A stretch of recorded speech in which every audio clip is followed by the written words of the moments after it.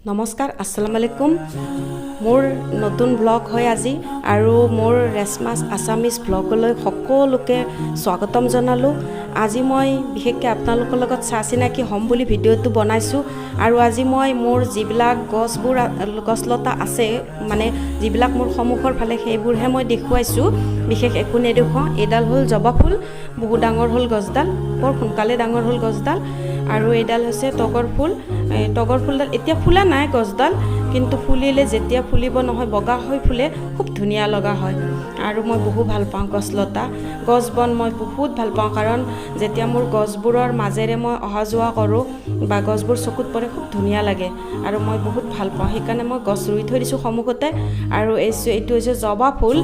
যিটো জবা ফুলৰ গছডাল মই দেখুৱাইছিলোঁ ফুলটো দেখুওৱা নাছিলোঁ এতিয়া জুম কৰি দেখুৱাইছোঁ কাৰণ আপোনালোকে গছডালে দেখিছিল ফুলবোৰ দেখা নাছিল ইয়া ফুলবোৰ বিশেষ গুণ আছে ফুলবোৰৰ বা পাতবোৰৰ কাৰণ আমি মাইকী মানুহবোৰে এই ফুলবোৰ বা পাতবোৰ আমি কি কৰোঁ চুলিত লগাওঁ বা ছোৱালীবোৰে যেতিয়া চুলি ধুনীয়া হয় বুলি কয়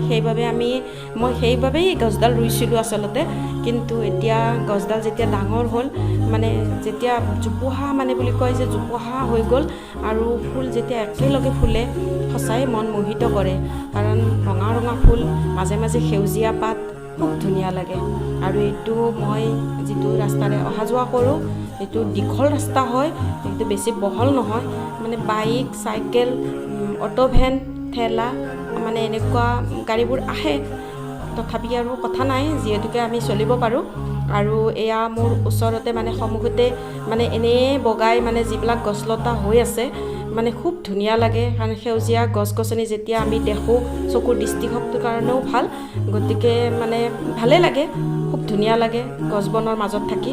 আৰু মোৰ ভিডিঅ'টো আজি বেছি দীঘলীয়া নকৰোঁ মোৰ প্ৰথম ব্লগ হয় মই বিশেষ একো নাজানো কিবা যদি ভুল হৈছে কমেণ্টত জনাব আৰু মোৰ ভিডিঅ'টো লাইক কমেণ্ট শ্বেয়াৰ ছাবস্ক্ৰাইব কৰি দিব ছাবস্ক্ৰাইব নিশ্চয় কৰিব তেতিয়াহে মই আগবাঢ়িম আৰু আগলৈ ভিডিঅ' বনাই থাকিম বাই বাই ফ্ৰেণ্ডছ আজিলৈ এৰিছোঁ